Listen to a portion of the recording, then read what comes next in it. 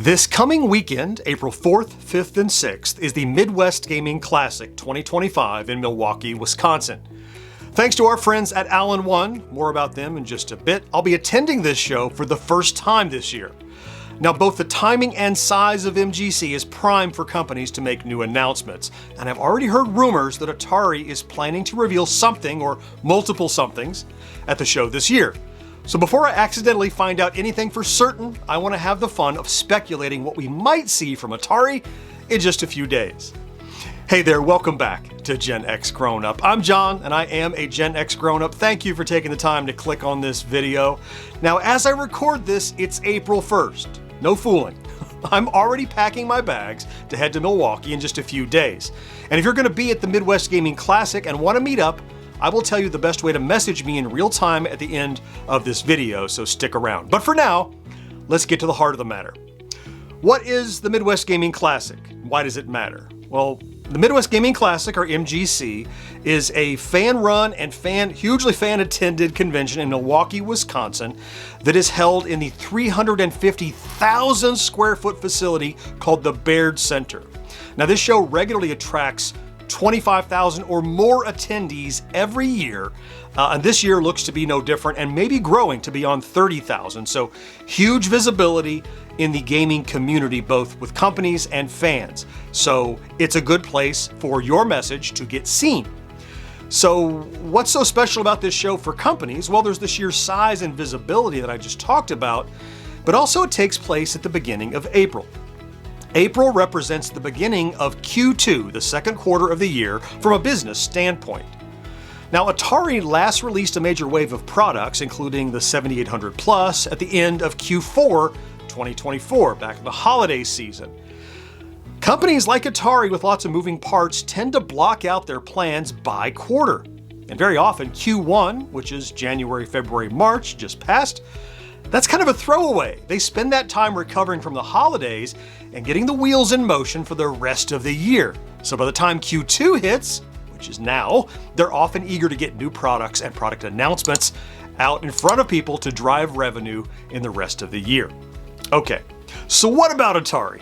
Now, if in fact the rumors are true, and I don't know one way or the other, and a big announcement or announcements are coming, what makes sense for Atari to announce now at the beginning of Q2 at the MGC? Well, of course, we've been getting trailers for new digital offerings pretty steadily, like Fatal Run 2089, iRobot, Missile Command Delta, and the just-released Breakout Beyond. So I doubt a new digital release game would be held back for MGC. That would have already been announced. They haven't been waiting for big events to announce those. They put those out when they're ready. So that brings me to hardware. And hardware has certainly become a cornerstone of Atari's business strategy of late. We've had the 2600 Plus, the 7800 Plus, a number of wired and wireless controllers, and plenty of physical cartridge releases and re-releases to use with those products. So following in that pattern, I would expect some more physical cartridge releases for the 2600 Plus and 7800 Plus, of course. We've known from folks we've talked to that they were working on more, and is it ready? We'll have to find out. But for the big swing, I'm going to put my wager on some sort of new Plus console. Now, I talked about this very topic some months ago in a video that I'll link right up here in the corner if you want to see all of it, but I'm going to go over the high points here in this video for cohesion. Now, I know there is a cry among ardent Atari fans for a Jaguar Plus and a 5200 Plus, both of which, look, I'd love to see, but I don't think they're happening right now. Here's why. Plus consoles are designed from the ground up to play physical media, old or reissued cartridges. They don't play ROMs, they don't play games you download, it's not online. You plug a toy into a toy, or a cartridge into the console, and you play it. And frankly, the secondary market for Jaguar and 5200 games is incredibly tiny. Look, whenever I travel, and I have traveled over the years all over the United States, whenever possible, I go to vintage game stores. I'm looking for cool old stuff. And while I see tons of 2600 stuff and a little 7800 stuff, I rarely see 5200 and almost never see Jag. So the pool of users who have or have access to physical Jaguar and 5200 games is quite small, especially in comparison to the last two consoles they released. This means that if Atari were to put out a Jaguar Plus or a 5200 Plus, you could expect it to sell in much smaller numbers than either of their previous two consoles did. And they don't want to go down, they want to go up. Now, if you already have a library of games, that's great. And of course, if one of those consoles were re-released, we know Atari would follow their model of re-releasing old carts and publishing recently acquired homebrew. And by the way, we have heard word that they have been acquiring homebrew, including Jaguar stuff, so it's not off the table. But either way, the volume of available games for either of those two consoles is just much smaller than probably Atari would like. However, also when I go to those used game stores, and have historically over the years, second only to 2600 games on the shelf, I find loads and loads of Intellivision games. And they're available for pretty cheap too. Now, with the greater availability of those cartridges in the market and the greater distribution of those games already in people's homes, that would mean a greater potential audience and greater demand for an Intellivision Plus console, and thus more sales. Look, Atari spent the money on Intellivision. They've got to start recouping that money. It's not just about re-releasing M-Network games. They've got to have a plan for all that. Look, they already owned Jaguar. They already owned the 5200. Why did they buy it all if not to get it out in front of users? Now, if you have an Intellivision library already, great. If not only can you easily get used carts from a vintage game store, but no doubt Atari would start reissuing games it acquired last year and finally get some real value from that acquisition. Now, all of that means more sales of an Intellivision Plus console and more revenue for Atari, which is why, if I were in Atari and I had a voice, that would be the next one I would shoot to release, and I would get it out this year and announce it Q2 of 2025.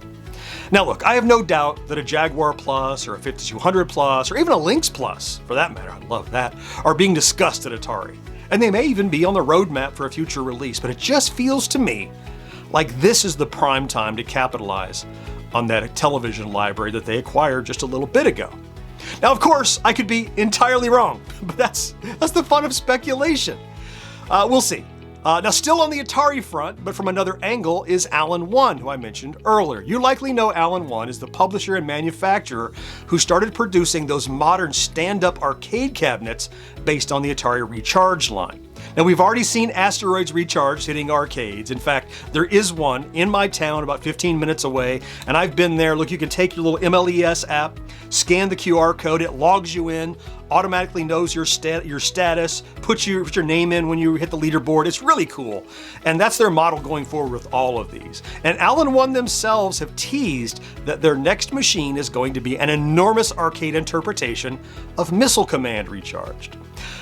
Now, I'm going to be at MGC with the help of our friends at Allen One, and while they have neither confirmed nor denied to me what they'll have on display at the show, I would bank on seeing an early prototype of this new Missile Command Recharge machine at their booth. It's a great place to get it in front of thousands and thousands of people and get anticipation up, so it's got to be, right? Look, I'll be there, so you can bet that if it's on display, I'll be sharing it with you just as soon as I'm able. Fingers crossed.